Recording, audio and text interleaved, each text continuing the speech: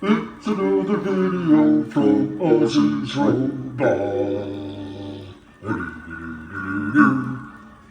Brought to you by the Banana Collection.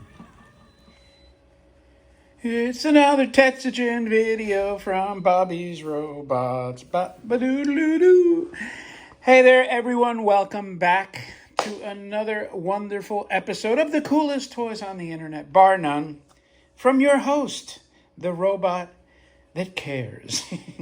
So as always, get comfortable, grab your coffee, stir it and clank it and lighten it and sweeten it, and grab a snack and dive into your favorite comfy Barco lounging lazy boy stool recliner and pay attention now to some interesting Tetsujin toys that you normally don't see. I don't even know if there's videos of these on YouTube, but to be fair, I haven't looked, so chances are there could be, because one of these, my friends, is a reissue, and the other one is an original.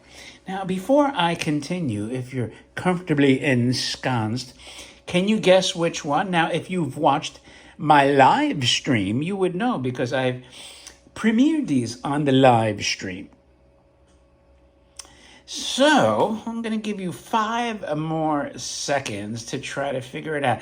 And if you guess the original one is this one, you are incorrect. So, these are the aforementioned Tetsujin talkers. But, you know, we always look at the box first. And this is the original vintage box by Tomy. And somebody said, well, I guess you're a vinyl collector now. And to that I would say, no, I'm a Tetsujin collector that happened to have stumbled across these in vinyl. So why not add it to the mix? And we start here with this box that has the toy shown and Jimmy Sparks in his cartoon mode. Now this is a nice illustration, other than they didn't illustrate the toy for some reason. Had they done that, might have been a little nicer, the artwork, but be that as it may, it's still pretty rare. I don't see this box too often. And on the side panel here, you have the Tomy. That's like the Tomy logo, these kids playing down here. And again, they just depicted the toy. They were too freaking lazy to pay an artist to just draw a cool Gigantor, a Tetsujin, an Iron Man. Anyway, here is the Japanese instructions, all in kanji. So you know this was a Japanese market toy, like most of these. That panel is the same, and then this end panel's a little different. I mean, the box is complete, intact. I can't remember who this guy is, if he's a foe. I'm guessing he's a foe. Nice Dorothy slippers there, buddy, with his spike head. So anyway, I have, these take C cells, and I have C cells in both of them. So first off, let me show you, and I'm kind of glad that they're just static, because all I have to do is go.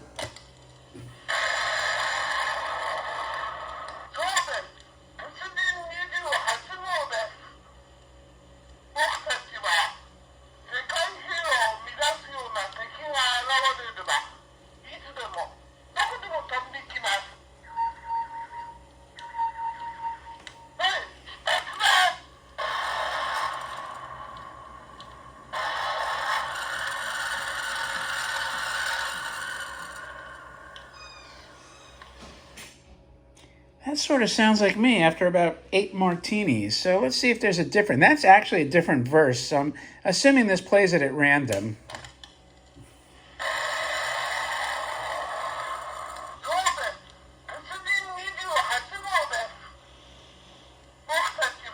Yeah, that sounds like the same one. Blah, blah, blah, blah, blah, blah.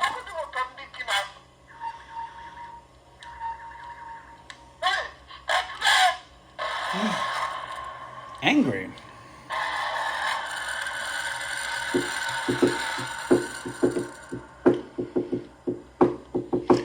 Elegantor. So that is his phrase. Now, I did hear one other phrase, but I'm not going to keep pressing this because, quite frankly, I don't want to. I'm kind of bored. Now, the battery door here, you see that it says made in Japan. If we remove this battery compartment here, what you're going to see is that it says produced by Osaka Tin Toy, OT-08 by the way, made in Japan, Hikari production, Tomy, all rights deserved, 1994, the Tin Age collection. So this, amazingly, is almost 30 years old. Can you imagine?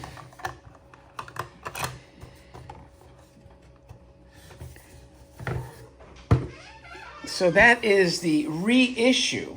Now, how does that stack up to the original? Well, first of all, I'm wondering why the body is like two-tone. You have a belt here that I'm assuming probably fell off because I feel some residue here, adhesive residue.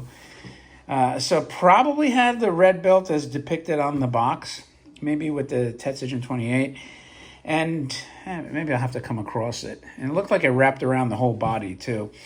But I can't imagine that it would, like something like that, depending how they glued it. Now, if you look at the side profile, here's gravity at work. You see that, like most old guys in their 60s, their proboscis just gets a little droopy. And theirs is no different. You see the straight and firm and true schnoz, and then you have droopy drawers there.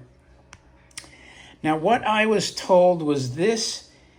I'm not sure if it's the whole toy. This is the toy that actually provided the molds for Osaka Tin Toy to make this one. Maybe it was just the arms or the entire toy. It was either one or the other. Definitely the arms, but it could have been the entire toy. But definitely the arms. That's why you could see that it probably caused that paint to peel. So this has some history behind it.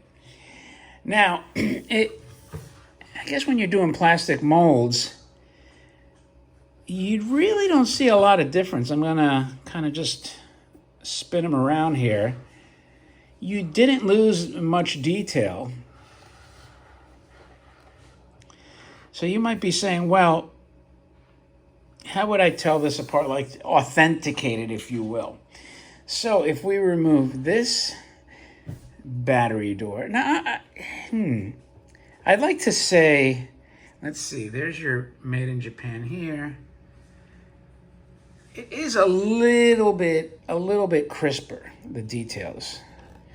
So if I remove this, the easiest way to tell an original would be, first of all, you have that switch there, and it says made in Japan. So, and then you can see the back is a little different. So obviously this doesn't say made in Japan, Osaka, well, made in Japan, but it doesn't say Osaka Tin Toy and all yada, yada, yada, 1994. So that's how we know this is the real dealio. The authentic, 60-year-old version with his droopy schnoz. Man, would I like to heat that up and straighten out his nose there, but no way I want to take a chance. Now, does he work if you watch my live stream? Not really. Maybe he could be adjusted. Let me show you what I'm referring to. First of all, we'll go back in here and switch this on. So you kind of like, I'll leave that off. So it kind of runs the motor. Then if I hit this, you have to hold it.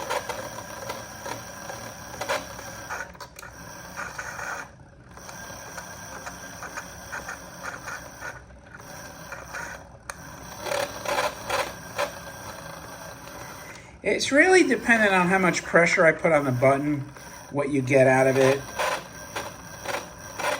But I didn't really want to mess with it and break probably that little plastic record.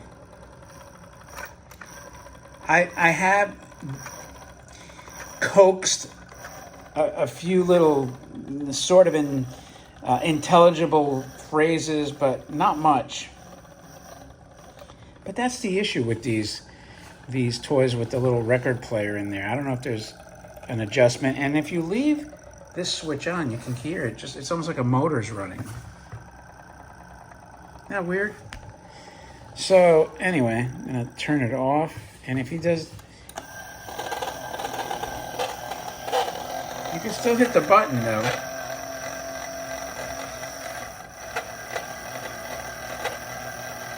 So I don't know if that on-off, it could be like the needle placement or something. Maybe John will chime in. But that is a look at your vintage. Let's turn this off. You know what? I'll just take the battery out. But other than that, thankfully, I don't have to wind it. I don't have to run the friction. I don't have to do any of that stuff. Because as far as playing, you could hear the sound, and then the rest is up to you. You can use them like rock'em sock'em robots, I guess, right?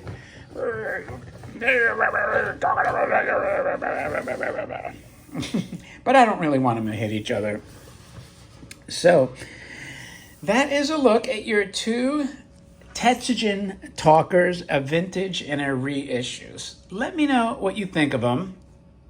I think they're extremely cool. Hopefully I have a case where I could put them in. If not, I have no idea what I'm going to do with them, but I'll figure it out.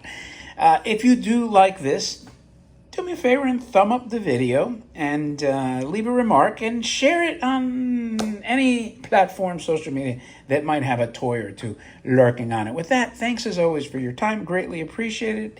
And I will talk to you later.